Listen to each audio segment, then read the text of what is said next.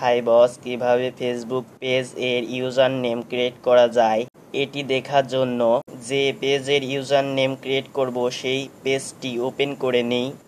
এবার left side থেকে page নেমের নিচে ক্রিয়েট পেজ @ইউজার নেমের লিঙ্কে ক্লিক করেই আমরা এই পেজের ইউজার নেম ক্রিয়েট করতে পারি।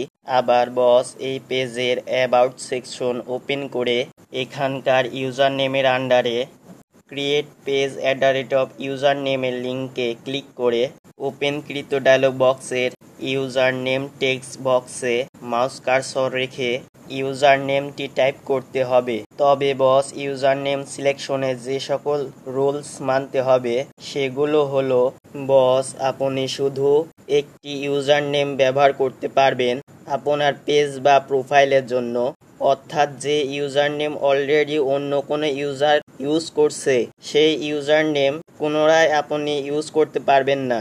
এরপর বস ইউজার নেমে শুধু আলফাবেটিক ক্যারেক্টার এবং একটি পিরিয়ড কন্টেইন করে। তবে বস পিরিয়ডস এবং ক্যাপিটালাইজেশন ইউজার নেমে কাউন্ট করে না।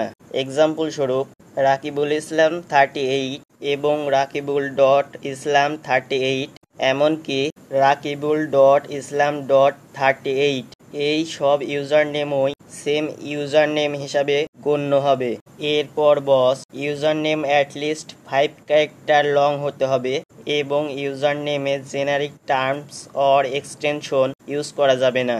এরপর বস পেজের ইউজার নেম ক্রিয়েট করার জন্য আপনাকে পেজের অ্যাডমিনার হতে হবে। তো বস এসব রুলসের উপর ডিপেন্ড করে আপনার পেজের ইউজার নেম চুজ করুন এবং ইউজার নেম বক্সে টাইপ করুন।